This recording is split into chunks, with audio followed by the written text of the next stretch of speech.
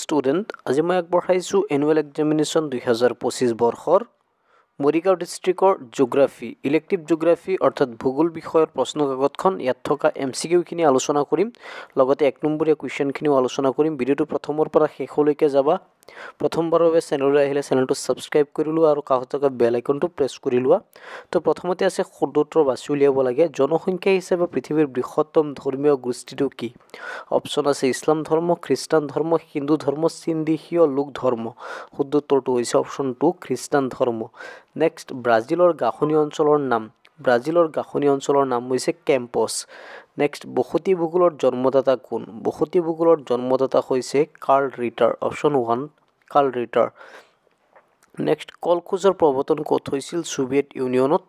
next কোনখন নদীৰ পাৰত চীনদেশীয় সভ্যতা গঢ়ি উঠিছিল হুৱাংহো নদীৰ পাৰত চীনদেশীয় সভ্যতা গঢ়ি উঠিছিল পৃথিৱীৰ জনসংখ্যা বৃদ্ধিৰ মূল কাৰণটো কি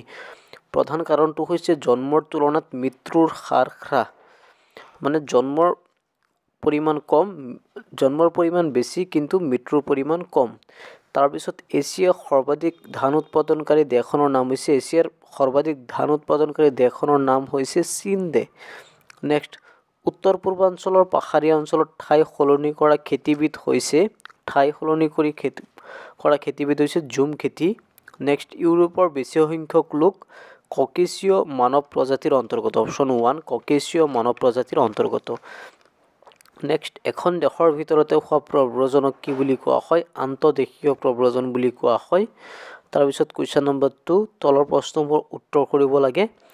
10টা চোৱা বায়ুমণ্ডলৰ চাপ জোখা যন্ত্ৰটোৰ নাম কি বেৰোমিটাৰ নেক্সট অনিয়মিত বতাহৰ এটি উদাহৰণ হৈছে পচুৱা বতাহ তাৰপিছত জনসংখ্যাৰ ভিত্তিত ভাৰতবৰ্ষৰ সৰ্ববৃহৎ মহানগৰখনৰ নাম হৈছে দিল্লীৰ পিছত আছে মুম্বাই স্থায়ী কৃষি কি সাধাৰণতে সমভূমি অঞ্চলত মানুহে স্থায়ীভাৱে বসতি কৰে আৰু তাত যি খেতি বা কৃষি কৰে তাক হাল ট্ৰেক্টৰ জলসিঞ্চন আদি ব্যৱহাৰ কৰি যি খেতি কৰে তাকে স্থায়ী কৃষি বুলি কোৱা হয় তাৰপিছত পৃথিৱীৰ চীনদেশীয় জলবায়ুক মৌলিক উদ্যোগ কি মৌলিক উদ্যোগ হৈছে লুতীখা উদ্যোগক মৌলিক উদ্যোগ বুলি কোৱা হয় চীনদেশীয় জলবায়ু কি জলবায়ু বুলি কোৱা হয় নাতিশীতোষ্ণ আৰ্দ্ৰ জলবায়ু বুলি কোৱা হয় পৃথিৱীৰ আটাইতকৈ ঠাণ্ডা ঠাইখনৰ নাম কি পৃথিৱীৰ আটাইতকৈ ঠাণ্ডা ঠাইখনৰ নাম হৈছে ভাৰখানায়েস্ক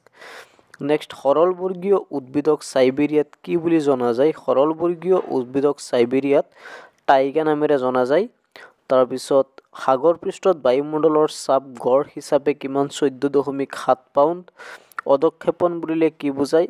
অধক্ষেপণ হৈছে বায়ুত থকা জলীয় বাষ্প যেতিয়া ঘনীভৱন প্ৰক্ৰিয়াৰে ঘনীভূত হয় তেতিয়া জলকণবিলাকৰ